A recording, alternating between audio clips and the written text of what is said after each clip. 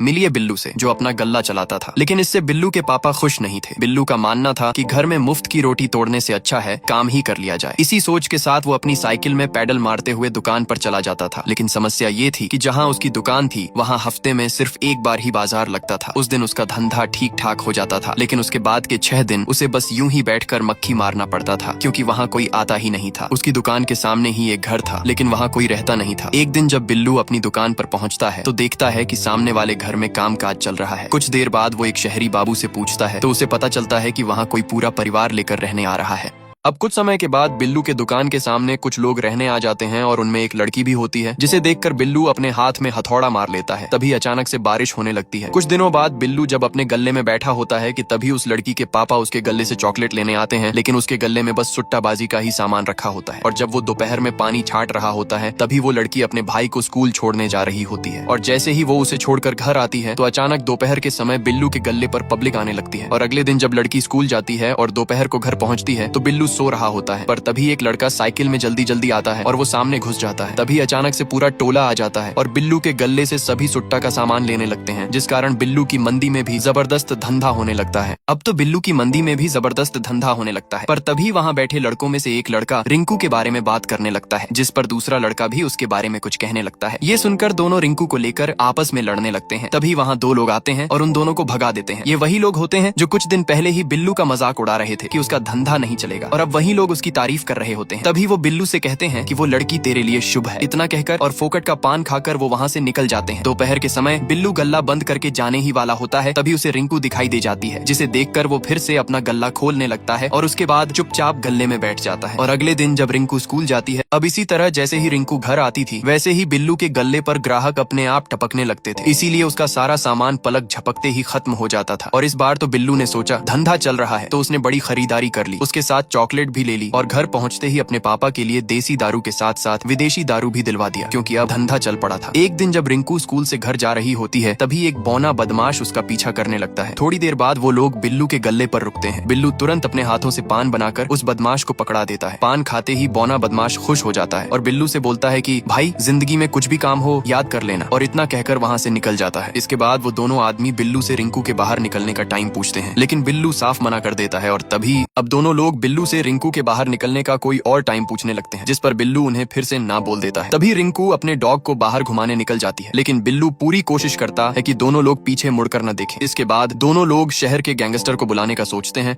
और ठीक वैसा ही होता है। शीला भैया से पहले ही वो गैंगस्टर आशु अपनी बाइक से बिल्लू के गल्ले पर पहुंच जाता है। आशु और शीला की आपस में बिल्कुल नहीं बनती थी, इसलिए शीला वहाँ से चला जाता है। इसके बाद आशु भैया बिल्लू को पूरे 1000 रुपए देते हैं और बाकी पैसे जमा करने को कहते हैं, क्योंकि उनका रोज का उठना बैठना होगा। तभी छोटू और सोनू भी वहाँ आ जाते हैं और आशु भैया से मदद के तौर पर कैरम बोर्ड मांगने लगते हैं ताकि वो लोग वहीं अड्डा बना सके। आशु भैया मान जाते हैं, लेकिन थोड़ी देर बाद बिल्लू छोटू और सोनू को ये सब करने से मना कर देता है। लेकिन अब बिल्लू अपने यहाँ अड्डा बनाने से इनकार करने लगता है, लेकिन फिर भी छोटू और सोनू बिल्लू को किसी तरह मना लेते हैं। जिसके बाद वो लोग शीला भैया के पास जाते हैं और वहाँ से भी कैरम के पैसे ले लेते हैं। अब अगले ही दिन बिल्लू के यहाँ कैरम का अड्डा लगना शुरू हो जाता है, जिसके कारण उसका मुनाफा भी होने लगता है। और अगले दिन रिंकू की क्लास में शीला आता है और मास्टर से कहता है कि वो उनकी क्लास के होशियार स्टूडेंट को सम्मान देने आया है। लेकिन तभी एक लड़का बोल देता है कि वो अब पंचर बनाता है, जिस पर सब हंसने लगते हैं। इसीलिए शीला कहता है कि आया हूँ तो किसी न किसी को सम्मान देकर ही जाऊंगा, लेकिन कोई भी आगे नहीं आता। तभी मास्टर टट्टू लाल को बोलते हैं तो एक लड़का कहता है कि उसने पढ़ाई ही छोड़ दी है, जिस पर उसका पोपट हो जाता है। और आखिर में शीला एक बदमाश लड़के को सम्मान देकर वहाँ से निकल जाता है। एक रात जब बिल्लू घर पर बैठा होता है तभी उसे एक बात याद आती है। वो तुरंत उठता है और सीधा पौवा की दुकान पर पहुंच जाता है। एक पौवा लेकर वो सीधे रिंकू के टीचर के पास जाता है, क्योंकि बिल्लू उन्हें पहले से जानता था। बिल्लू उन्हें बताता है कि उसे एक लेटर इंग्लिश में लिखवाना है। इतना कहते हुए वो पौवा आगे बढ़ा देता है। पौवा देखते ही टीचर मान जाते हैं, लेकिन टीचर पहले से ही काफी पिए हुए होते हैं, इसलिए वो भला बुरा बोलने लगते हैं। बिल्लू ये सब ज्यादा देर सह नहीं पाता और उन्हीं को सुना देता है। अगले दिन बिल्लू अपने गल्ले में बैठा पैसे गिन रहा होता है। तभी रिंकू अपने प्यारे कुत्ते के साथ घर से बाहर निकलती है, लेकिन तभी एक लोकल कुत्ता उनके पीछे पड़ जाता है। रिंकू और उसका कुत्ता डर के मारे भागने लगते हैं। ये देखते ही बिल्लू एक पत्थर उठाता है और उस कुत्ते की तरफ फेंक देता है। पत्थर लगते ही वो कुत्ता वहाँ से भाग जाता है। तभी वो दोनों एक दूसरे को देखते हैं। इसके बाद वो बेहद खुश हो जाता है। खुशी खुशी वो अपने हाथ पर आर नाम का टैटू बनवा लेता है। है। फिर वो एक बड़े से पत्थर के पास जाता है और वहाँ बैठकर अपनी एक अलग ही कहानी लिखने लगता है। एक दिन रास्ते में उसकी मुलाकात रिंकू से होती है, लेकिन उसकी गाड़ी खराब हो गई होती है। बिल्लू उसे अपनी साइकिल पर बैठाकर छोड़ने ले जाता है, लेकिन तभी कुछ बदमाश लोग उन्हें घेर लेते हैं। बिल्लू रिंकू को बचाने के लिए वहाँ से भागने की कोशिश करता है, लेकिन सब मिलकर बिल्लू को पकड़ लेते हैं। तभी अचानक बिल्लू की नींद टूट जाती है। पता चलता है कि ये सब सिर्फ उसका सपना था। वो अपने पापा से पूछता है, पापा फूट डालो और राज करो वाली नीति क्या आज भी चलती है? इस पर उसके पापा जवाब देते हैं, अब के जमाने में फूट डालो नहीं, कान भरो और राज करो चलता है। और यहीं पर बिल्लू सोच में पड़ जाता है। अब अगले दिन बिल्लू आशु भैया की दुकान पर कैरम का पाउडर लेने के बहाने जाता है। बातों बातों में बिल्लू बता देता है कि कैरम शीला ने दिया था, जिस पर आशु भैया कल बिल्लू की दुकान पर आने को बोलते हैं। अगले दिन वो लोग सच में वहाँ पहुँच जाते हैं। वहाँ आशु भैया देखते हैं कि शीला और उसके कुछ दोस्त कैरम बैठकर खेल रहे होते हैं। तभी इंजीनियर साहब का मैनेजर वहाँ आता है और बिल्लू पर चिल्लाने लगता है कि यहाँ इतने लड़के क्या कर रहे हैं और तुमने ये कैरम क्यों लगवाया है? इतने में शीला बोलता है कि कैरम उसी ने लगवाया है। ये सुनकर मैनेजर चुप हो जाता है। तभी आशु भैया कहते हैं कि ये कैरम तो मैंने लगवाया है, और उसी बात पर दोनों के बीच झगड़ा शुरू हो जाता है। इतना सब देखकर छोटू और सोनू वहाँ से भागने की तैयारी करने लगते हैं, लेकिन शीला उन्हें रुकने को बोलता है। अब छोटू और सोनू की हेरा फेरी पकड़े जाने के बाद वो दोनों रोने का नाटक करने लगते हैं। तभी बिल्लू कहता है कि शीला और आशु भैया के बीच कैरम का मैच हो जाए, जो जीतेगा कैरम उसी का होगा। इसलिए दोनों लोग कैरम खेलने के लिए राजी हो जाते हैं और मौका देखते ही छोटू और सोनू वहाँ से चुपचाप कल्टी मार लेते हैं। तभी मैच के बीच में रिंकू अपने डॉग के साथ घर से बाहर आती है, लेकिन वो लोग खेल में इतने गुस्से हुए होते हैं कि किसी को भी कुछ पता नहीं चलता। रिंकू अपना काम करके घर भी चली जाती है। तभी शीला हार जाता है और आंसू भैया जीत जाते हैं, जिसके बाद शीला वहाँ से भाग जाता है। और जब सब लोग वहाँ से चले जाते हैं तभी साइड से डीएफओ का लड़का आता है और उसे पता चल जाता है कि रिंकू शाम को अपने डॉगी को घुमाने ले जाती है। अब बिल्लू के सामने एक लड़के को रिंकू के कुत्ते का बाहर निकलने का समय पता चल जाता है, इसलिए बिल्लू कुछ जुगाड़ सोचता है। अगले दिन बिल्लू गल्ला बंद करके अंदर बैठा होता है। तभी कुछ देर बाद वही लड़का वहाँ आता है और ताला तोड़ने की कोशिश करने लगता है, लेकिन तभी बिल्लू गल्ले से बाहर निकल आता है और उसे मसालेदार सुट्टा दे देता है। उसी वक्त रिंकू और उसके डॉगी का बाहर निकलने का समय भी हो जाता है, जिसके बाद बिल्लू उस लड़के की फील्डिंग सेट करने का फैसला करता है। वो तुरंत उस लड़के के बाप डीएफओ को कॉल करता है और बोलता है कि आपका लड़का आजकल बहुत ज्यादा ही धुआं उड़ा रहा है। इतना कहकर वो कॉल कट कर देता है और दोपहर के समय बिल्लू के सामने कुछ पुलिस वाले आ जाते हैं जो उसी डीएफओ ने भेजे होते हैं, और तभी वो लोग उस लड़के को जबरदस्ती उठाकर अपने साथ ले जाते हैं। अब बिल्लू ने उस लड़के की फील्डिंग सेट कर दी थी, जिसके बाद शीला भैया के आदमी बिल्लू के पास आते हैं और उसे उसके हिसाब के पैसे देते हैं, साथ ही बाकी के पैसे भी अपने पास रखने को कहते हैं। तभी बिल्लू शीला भैया के न आने का कारण पूछता है। इस पर उनके आदमी बताते हैं कि तुम लोगों ने उन्हें कैरम में हरवा दिया, इसलिए अब वो यहाँ नहीं आएंगे। ये सुनते ही बिल्लू खुश हो जाता है। इसके बाद वो एक गिफ्ट स्टोर जाता है और वहाँ कार्ड देखने लगता है, लेकिन उसे कुछ समझ नहीं आता। तभी उसकी नजर आंसू भैया की शादी के कार्ड पर पड़ती है। इसके बाद वो दुकान वाले से अपनी बात कहने वाला एक कार्ड मांगता है। दुकानदार समझ जाता है कि बिल्लू क्या कहना चाहता है, और जिसके बाद सब्सक्राइब फॉर नेक्स्ट पार्ट।